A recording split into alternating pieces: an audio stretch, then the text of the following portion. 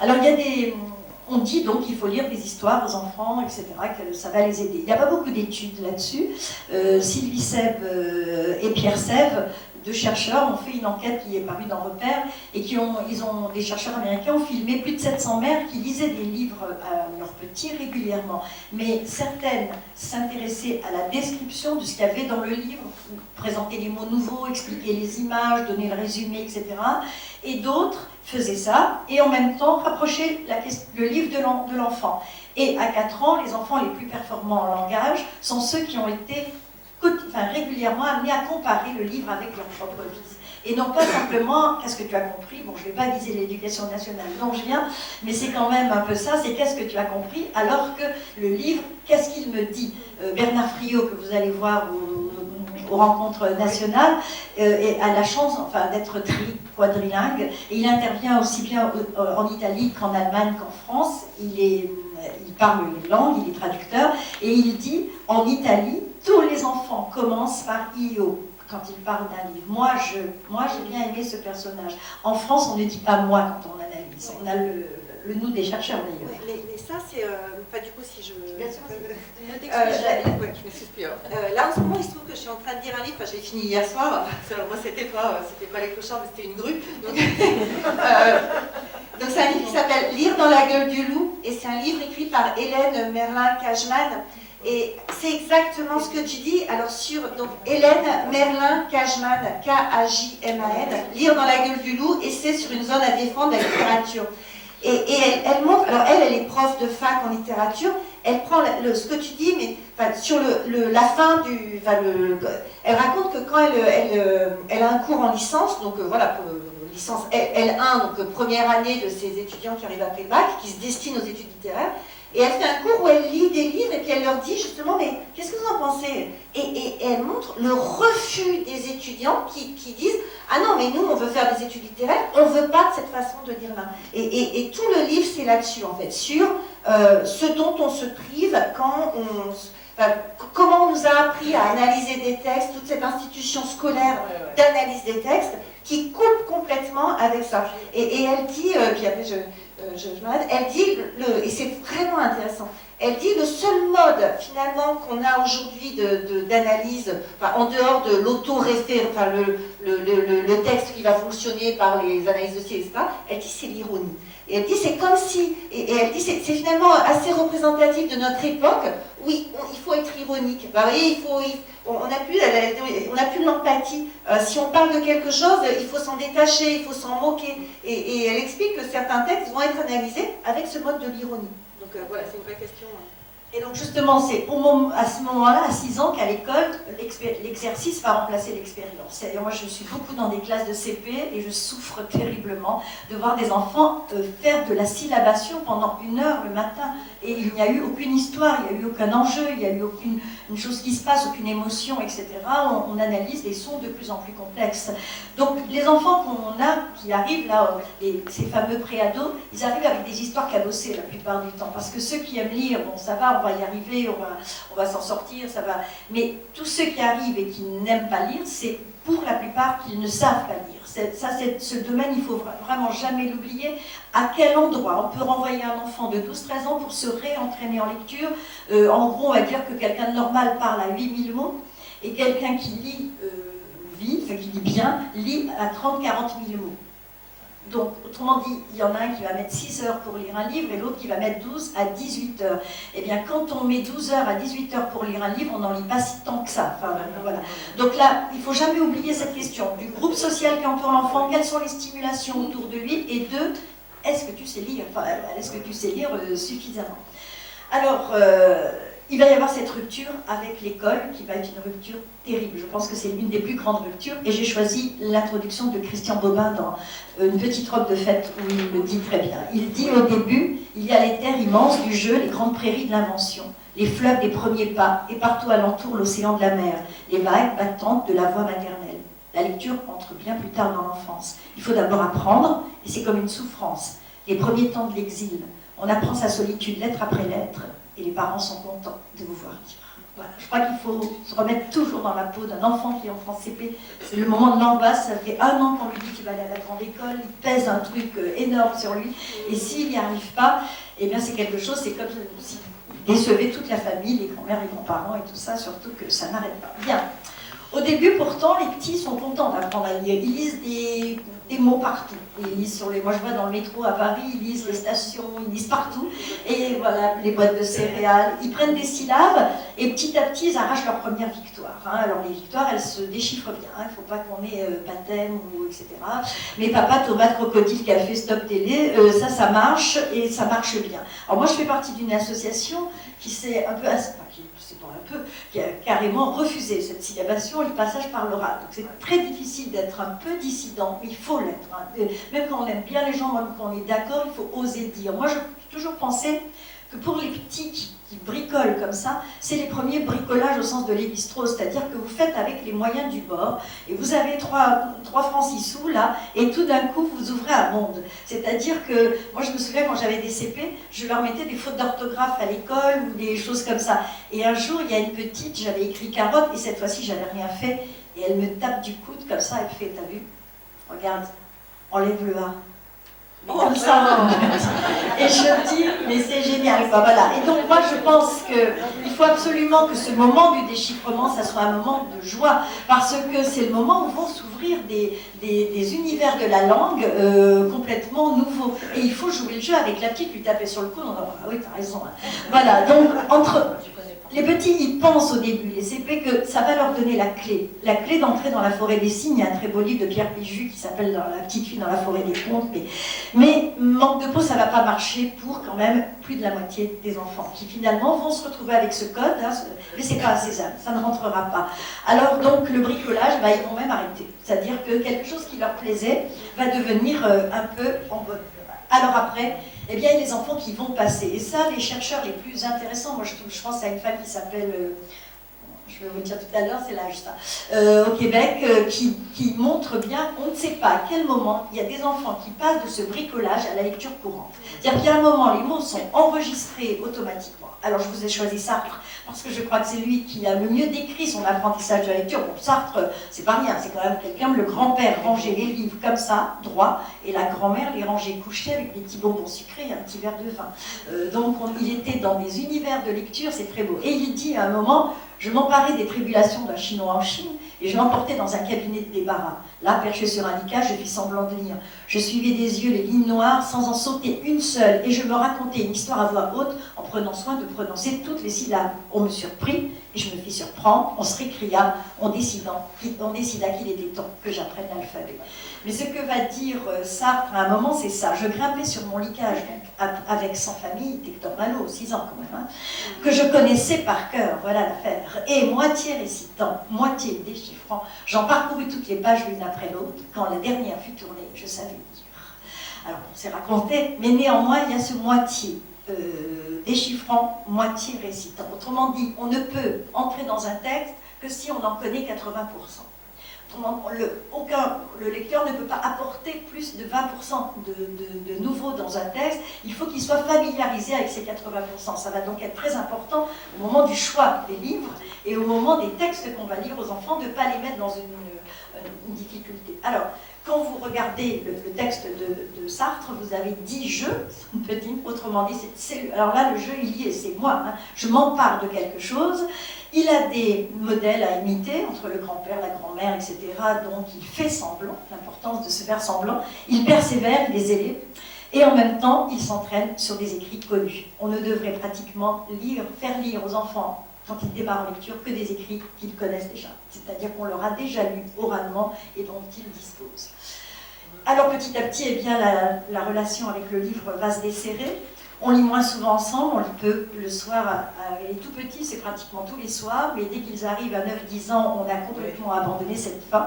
Et on ne fait pas de la lecture avec eux, on fait la lecture. C'est-à-dire, c'est le moment où il faut faire la lecture. On ne lit plus, on fait la lecture. Ce mot-là, il est important. Et la lecture à haute voix devient rare, même à l'école, où on ne lit pas d'histoire aux enfants. Elle devient une activité supplétive, on leur dit c'est une lecture offerte. Distractive, parce que c'est s'ils ont été sages. Aléatoire, c'est une parenthèse, on ne le fait pas tous les jours, c'est quand on a le temps. Autrement dit, c'est intermittent. Or, on sait qu'une pratique culturelle, pour s'installer, elle a besoin de répétition. Et que cette répétition, Bourdieu dit à un moment, il faut une pratique assidue. Assidue, zélée, répétitive, etc. Alors en plus, on ne fait pas beaucoup de digressions quand on lit les textes. Là, je sais que je touche le point sensible à les refaire lire, parce qu'on fait entendre la haute langue pour imprégner et corriger la basse langue, l'autre langue, l'inachevée, la précise, la propre. Autrement dit, on se dit, on va les contaminer avec de la belle langue, et donc nous, les lecteurs, on se tait, on ne met pas nos commentaires là au milieu, on fait écouter les grands auteurs. Personnellement, je ne partage pas cet avis, mais on peut en discuter, j'en ai souvent discuté avec les gens du l'INFL.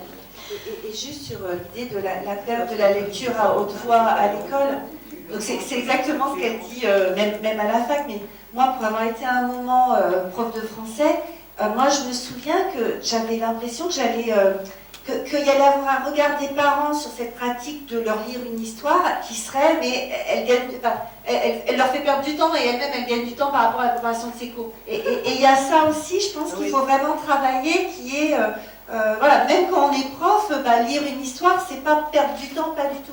Mais voilà, je pense qu'il y a pas... Et même à son amoureux, il faut voir ça, amoureuse, hein. Je veux dire, des histoires, c'est quand même un beau... Donc la passion s'émousse, vous avez compris que là on a passé le moment de l'état de grâce. Hein. Donc on cherche maintenant, il faut reconquérir. Hein. C'est toujours comme ça, c'est qu'à un moment vous vous dites, bon là ça va plus, je vais essayer de reconquérir, mais un public qui est maintenant déçu. Voilà, déçu par quelque chose qui n'a pas marché. Et Barthes dit, c'est le moment des histoires racontées, le moment de la voix qui vient me fixer, me sidérer. C'est le retour de la mère, retour aux premières fois. On essaye avec des enfants de 8 ans, de 9 ans, de 10 ans, de 11 ans, de reprendre le cours de la lecture des 2 ans, 3 ans, 4 fois.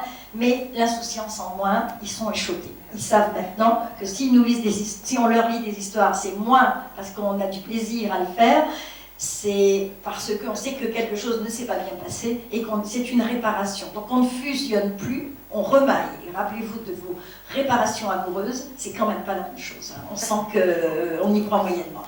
Donc aujourd'hui, pour renouer avec ce public désenchanté, en France, on revient à la subjectivité. Moi, j'ai lu beaucoup de rapports, dans le collège notamment, mais je crois que le livre de Baudelot et de Christine en fait beaucoup, où on dit qu'il faut arrêter ces analyses qui sont impersonnelles, qui sont loin de l'enfant, de l'adolescent. Il faut revenir à la subjectivité. Il y a un rapport d'une inspectrice générale qui s'appelle Annie Vibert, qui s'appelle « Comment réintroduire le sujet lecteur au collège hein, », donc avec les carnets de lecteurs, etc.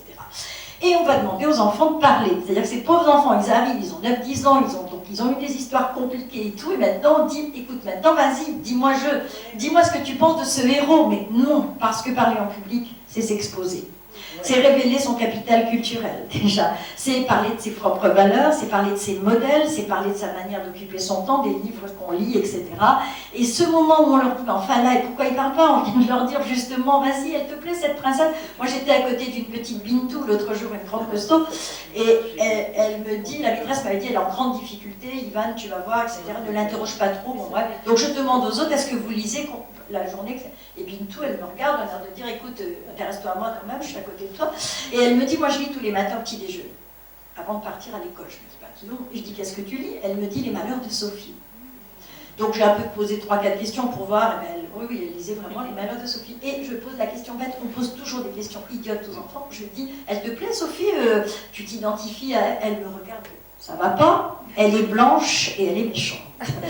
Autrement dit, c'est pas mes valeurs, quoi. Alors elle pouvait dire ça parce que c'était une ZEP très ZEP à Compiègne où presque tout le monde était noir ou arabe, donc il y avait 3 blancs qui se couraient après. Et en fait, c'était ceux que les parents n'avaient pas fait mis dans une autre école et donc ils étaient aussi en difficulté. Donc dans tous les cas, cette parole en public, donc quand vous allez avoir des enfants, cette idée de leur dire bah, vas-y, qu'est-ce que tu en penses, il faut se sentir à l'aise avec sa parole pour parler en public. Il faut absolument se dire que non, on n'a pas la parole dont qu'on croit, on a une meilleure parole, ou alors il faut renforcer les choses que l'on utilise dans la cité. Moi je vois des gamins qui parlent des fois dans un langage qu'ils n'utilisent pas du tout dans la rue ou ailleurs, mais ils font genre je suis de la cité, je te parle de la cité. Voilà, et donc il faut avoir ou une parole convenue, ou une parole discordante. Mais en tous les cas, ça il faut vraiment se le dire, que souvent les enfants, je pense que c'est vrai dans les enquêtes aussi, nous servent la soupe qu'on a envie de manger. D'accord? Ils ont un discours de bonne aloi, d'abord parce qu'ils nous aiment bien, et puis parce qu'en plus ils se disent, oh là là, mais si je lui dis pas ce qu'elle a envie d'entendre, il va falloir expliquer, et ça, c'est pas possible. Et puis ça reprend ce que je disais tout à l'heure, de l'importance du groupe par rapport, quand on est un garçon, enfin moi je vois vraiment sur les garçons, on ne peut pas se permettre de dire ce qu'on voudrait dire parfois parce qu'il y a les autres. Et là c'est juste un exemple sur une enquête que je suis en train de faire en ce moment sur une école, donc c'est des enfants que je suis depuis le CE1 et là ils sont en CM1. Et l'année dernière, donc ça fait 2 ans que j'y vais, donc ils me connaissent. Et il y a un petit garçon, Célestin, hyper perturbateur. C'est des séances sur la science en fait. Et il passe la moitié des séances dans le couloir, à regarder les porte-manteaux parce qu'il est exclu. Et je faisais l'entretien avec lui. Et dans l'entretien, il m'a dit qu'il dansait devant Michael Jackson, qu'il écrivait des poèmes. Et je lui dis, mais tu l'as dit à tes copains ça? Ah non, surtout pas, surtout pas. Donc voilà. Et là, c'était vrai que c'était un espace de parole où on n'était qu'à 2. Et ça fait un moment qu'il me connaît, donc il pouvait parler. Mais il n'aurait jamais dit devant ses copains. Devant ses copains, c'est... voilà. Et puis après, il y a les enfants suicidaires. Moi, je connais un petit Asdine qui est tout petit, qui est pas beau, qui a des gros verres, qui met toujours tous les doigts dans la bouche. Il est en CM2. Et vraiment, personne ne lui parle jamais, etc. Et on parle, on discute, et à un moment, il me dit, moi, je lis les livres très longs, des livres de filles. Et il s'est torpillé devant tout le monde. C'est-à-dire que ça a été un suicide en direct. Ce gamin, il s'est torpillé, c'est-à-dire qu'il s'est jeté dans le groupe. Et il faut faire... alors là, par contre, je pense qu'il y a une vraie sensibilité à fleur de peau, parce qu'on n'est plus totalement dans l'enfance, il y a la conscience des choses, qui n'est peut-être pas tout à fait... Alors je pense que, après ça c'est vous qui voyez, mais je pense que les rencontres les plus intéressantes pour moi c'est celles qui sortent ces préados, du cadre préado, de la case préado, et donc des rencontres un peu hétérogènes, avec des âges différents. Parce que si des fois il y a des enfants plus petits dans la salle, il y a des enfants plus grands qui vont les prendre en charge, qui vont leur expliquer quelque chose, etc. Et ça casse ce bloc, le préado et comme ça, etc. Donc du coup, ne pas trop se fier aux indications des éditeurs, et ça vous le savez, c'est des indications, et puis ne pas lire, alors ce qu'on a dit tout à l'heure, leur dire, bah, écoute, moi j'ai lu à des secondes des livres pour les tout petits, pour les 4-5 ans, en leur disant, on va parler du processus de fabrication de ce livre-là que vous avez aimé quand vous étiez petit, et quand vous lisez le petit chaperon rouge, je ne vous dis pas avec des secondes à appliquer, ils vous voient arriver, ils se disent non, c'est pas possible, 1 heure avec elle. Et à la fin, quand vous demandez quel est le sang, parce que Rascal, c'est la version de Rascal où la dernière page est rouge complètement, quand vous demandez quel est le sang, quel est ce rouge, il y a une jeune fille qui me dit, madame, c'est le sang de la mère. Bon, alors moi je suis plutôt psy, et je dis, ah bon, moi je pense que le petit chaperon rouge, c'est le sang des femmes. Il y a la prépubère, la pubère et la ménopausée, hein, puisqu'il y a la petite fille, la mère et la grand-mère. Donc c'est vraiment l'histoire du sang des femmes. Donc je suis très surprise de voir cet enfant me dire ça, cette jeune fille, à répliquer. Hein. Et je lui dis, ah bon, et pourquoi vous dites ça? Elle me dit, madame, je pense que la mère s'en veut d'avoir envoyé sa fille dans un bois où il y avait un loup, alors elle se fait un sang d'encre. Et là, je me dis, écoutez, là, je pense qu'on n'aura pas mieux ce matin, vous venez de gagner 10 minutes de récréation. Ils ont embrassé la fille, voilà. C'est-à-dire que chez les enfants, il y a cette perception qu'il se passe quelque chose dans les livres qui n'est pas tout à fait l'histoire. Hein, parce que moi, les histoires, on en parlait hier à table, elles ne m'intéressent pas tellement dans les livres. Mais il se passe autre chose dans les livres. Et il y a une petite fille en CP qui me disait, tu sais, nous aussi, on a de la viande sous la peau. Alors je lui dis, tu veux dire de la chair? Elle dit non, de la viande, le loup pourrait nous manger. Et donc les enfants, voilà, les enfants, ils ont cette perception, mais à l'adolescence, ils savent qu'il y a quelque chose à aller trouver Donc du coup, moi je pense toujours que le lieu, l'aménagement, c'est le plus important. Quand on va faire une rencontre, regardez si tout le monde va voir clairement, va être bien assis, qui s'assoit exactement en face de vous, à côté de vous, c'est toujours les meilleurs lecteurs, ceux qui se débrouillent le mieux, etc. Changer les places, faire attention, veiller à l'acoustique aussi, à la manière dont on montre les images, où tous ceux qui sont sur les côtés, comme par hasard, ceux qui déjà n'ont pas pu avoir les bonnes places, se retrouvent coincés. Alors, un jour, au Salon du Livre de Montreuil, on avait demandé à Alberto Manguel de dire comment aider les enfants à aimer lire. Il avait piqué une colère. Copeland en disait on ne peut pas expliquer à quelqu'un comment être amoureux, c'est impossible, sauf à montrer son plaisir de l'être. Donc moi je crois qu'une des choses les plus importantes, en tous les cas avec ces gamins, mais déjà avec les petits, c'est de dire je suis une lectrice et j'aime ça. Et je te le montre par plein de... C'est la manière dont on organise les livres quand on arrive, dans quel sac on les apporte, quels soins on leur donne, est-ce qu'on a des marque-pages. Moi je prends toujours un moment, ils regardent et c'est là que les choses elles commencent à s'incorporer. Et donc La Rochefoucauld dit qu'il y a des gens qui n'auraient jamais été amoureux s'ils n'avaient jamais entendu parler de l'amour. Donc il faut parler d'amour des livres, de ceux que vous aimez vous. Et pour accepter la transmission, il faut que l'héritier, le légataire, sorte de l'hypnose en même temps. C'est-à-dire qu'il y a un chercheur qui s'appelle Jean-Marie Privat, que j'aime beaucoup, et qui dit, en fait, il faut faire très très attention aux animateurs lecture qui arrivent, Yukaïda, c'est super, tu vas voir, c'est formidable, etc. C'est très difficile après de dire que c'est pas bien. Hein. Donc il faut sortir de ce truc, le colonie de vacances, où on arrive en disant, mais ça c'est génial, tu vas voir, non, ça j'aime, mais tu dois avoir cette possibilité de t'approprier ces choses-là. Et moi j'ai sorti une petite expression que j'aime beaucoup de Michel de Certeau, mais j'aime tout chez Michel de Certeau, qui dit il faut meubler l'événement qui va se passer là de ses propres gestes, de ses souvenirs, et y glisser les messages de sa propre histoire. Il faut que les enfants existent, mais par leurs gestes. Je racontais hier, je suis désolée pour Christine, Cécile et Magali, je travaille avec des femmes africaines qui ne savent pas parler et pas lire, donc, et elles ont les bébés, les enfants, donc on est tous là ensemble, voilà. Et donc il y avait une toute petite qui est loin, celle de 2 ans, à qui on donne du coloriage et tout, qui est un peu loin pour pas qu'elle me casse les pieds, et j'expliquais aux parents les pluriels et tout, et je leur dis, il y en a beaucoup.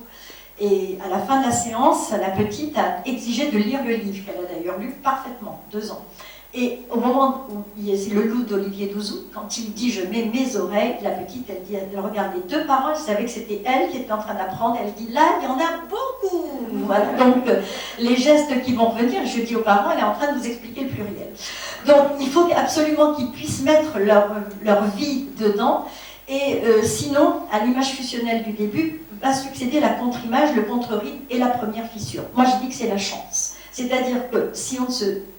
Alors, dispute, moi j'aime bien le mot dispute dans la rhétorique ancienne, il faut se disputer. Si ça va trop bien avec les enfants, s'ils sont d'accord avec nous, c'est que franchement il y a un truc qui n'est pas bien passé. Il faut absolument, on n'a pas le même âge, on n'a pas la même expérience, on n'a pas le savoir, c'est pas possible qu'ils aiment les mêmes choses que nous et que nous aimions les mêmes choses qu'eux.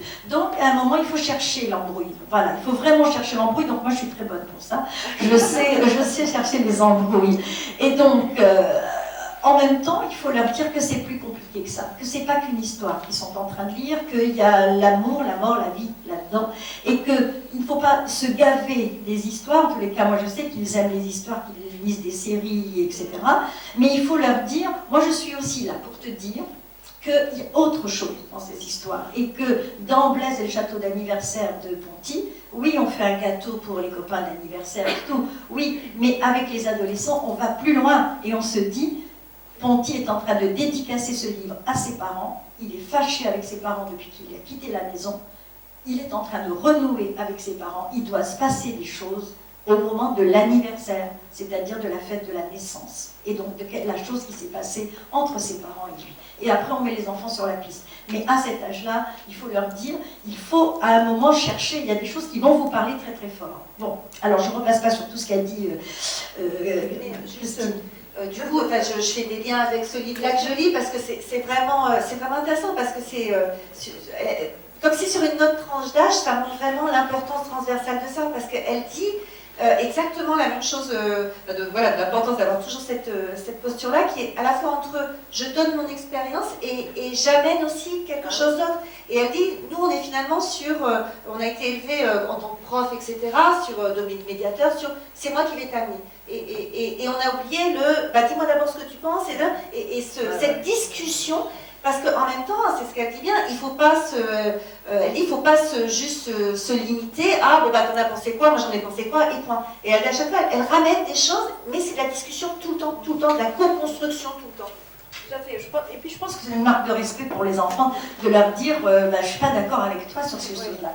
Donc, au début, eh bien, ils vont faire leur choix. Ça, c'est vraiment important, et je pense qu'à cet âge-là, c'est important, mais du coup, ils vont renvoyer au passé les plaisirs consacrés, ce que nous on aimait, ils s'entichaient de passions qui sont inintelligibles pour nous. Moi, les premiers mangas, je leur ai dit, mais franchement, à part tourner les pages dans l'autre sens, qu'est-ce que vous trouvez là-dedans? Et je suis très exigeante là-dessus. Vous devez me donner envie de lire ces mangas-là. Débrouillez-vous. Si c'est si bien que ça, alors il n'y a pas de raison que je résiste. Donc, en amour, ça s'appelle le dépit amoureux. Alors en sociologie, on appelle ça la filiation, c'est-à-dire qu'on n'est plus dans la ligne droite de ce que les adultes nous ont montré, mais on va s'affilier, et généralement on ne s'affilie pas au même endroit que nous. Alors c'est un moment douloureux, hein. Personnellement, moi j'ai une petite fille avec qui j'ai fait plein de lectures et tout, et quand je vais chez elle, on lit dans le lit. Avant, je lui lisais une histoire, et maintenant, elle lit toute seule. On admet, on est très tolérant. Sauf que je jette un coup d'œil sur le livre, et je vois un truc, mais franchement, que je ne connais pas déjà, ce qui m'étonne, et en plus, un truc nul, quoi. Enfin, franchement, je me dis, mais qu'est-ce que c'est que ce livre? Elle lit, et je lui dis, avec le ton que les enfants perçoivent tout de suite, les enfants, ils vous voient venir à 100 lieues. Je dis, ah bon, qu'est-ce que tu lis là? Le ton, là, on monte dans les aigus. Elle me dit, les naufragés de Fort Boyard, ou les disparus de Fort Boyard. Ah bon, je dis, ah bon, c'est bien, c'est pas impressionnant. Et où voilà, qui te l'a présenté? C'est papy. Je regarde la télé avec lui, le papy dont vous êtes divorcé et qui revient chaque fois, parce que c'est vous qui l'avez quitté. Et donc vous devez payer longtemps après. Elle me dit, avec papy, je regarde ça à la télé. Je ne regarde pas Fort Boyard, elle le sait. Je dis, ah, c'est bien. Et je dis, mais c'est quand même pas un peu... Elle me dit, j'aime. Voilà ce qu'il voulait dire, c'est terminé, la conversation est finie. Et bien moi je pense que s'il ne se joue pas ce genre de choses avec les enfants, c'est qu'à un moment où ils ont peur de nous, ou je ne sais pas trop quoi, ou ils ne nous prennent pas pour un interlocuteur, ce qui se fiche de nous. Donc, sur les fameux mangas, ma fille, comme je faisais enquête sur les mangas, elle est arrivée après avec un manga qui avait maintenant tu ne peux plus rien dire, je sais pas, c'est vrai. Donc je passe sur le premier paragraphe parce que Christine en a bien parlé, sur le deuxième aussi, c'est-à-dire que les mouvements que les enfants sont en train de faire et qui bougent beaucoup, hein, parce qu'on parlait tout à l'heure de l'humour, nous on a travaillé 2 mois sur les textes de Bernard Friot qui sont très drôles avec des enfants, et bien quand au bout de 2 mois, et on a fait un énorme travail, l'instit, tout le monde, quand on leur a dit quelle est l'histoire que vous préférez, massivement, c'était conte. C'est-à-dire cet enfant qui dit « Ma mère ne m'aime pas, j'en suis sûre, je compte jusqu'à 20. Et si elle ne m'a rien dit avant 20, je quitte la maison avec mon baluchon. » Alors il compte 1, 2, 3, 4, 5, au début ça va, il dit « Je pense que si j'étais pas là, elle pourrait se remarier. » 7, 8, 9, 10, son jour, je l'ai entendu pleurer hier dans son lit, etc. Il arrive à 19, 19, 25, 19 et demi, 19. Et il y tient plus, il dit « Maman », et elle dit, mais qu'est-ce que tu fais là, toi? Fiche dans ton lit, dépêche-toi. Et il dit, ouf, il était temps. Voilà. Et donc, c'est ce texte-là qui devient le plus important. Autrement dit, ils aiment l'humour, mais ils sont fleurs bleues. Moi, je travaille avec des grands ados. Alors là, la Courneuve, pour faire enlever tous les blousons, mais une demi-heure, quand ils ne renversent pas les tables, les chaises et tout, c'est très violent. Et du coup, quand on commence à parler de textes émouvants, c'est des cœurs d'artichaut terriblement, quoi. Voilà, donc c'est difficile d'exprimer une demande propre, et moi je pense que c'est le boulot qu'on a à faire avec eux. Pour l'instant, vous aimez ce que vos amis aiment, et vous avez le droit, et c'est bien, mais à l'intérieur de ce groupe, il va falloir aller vers la vie propre, vers ce que moi j'aime, publiquement le dire, intimement, on n'est pas obligé de tout dire, mais en tous les cas, tenter d'échapper au discours que l'on tient sur vous. Mais ça vaut pour nous tous, voilà.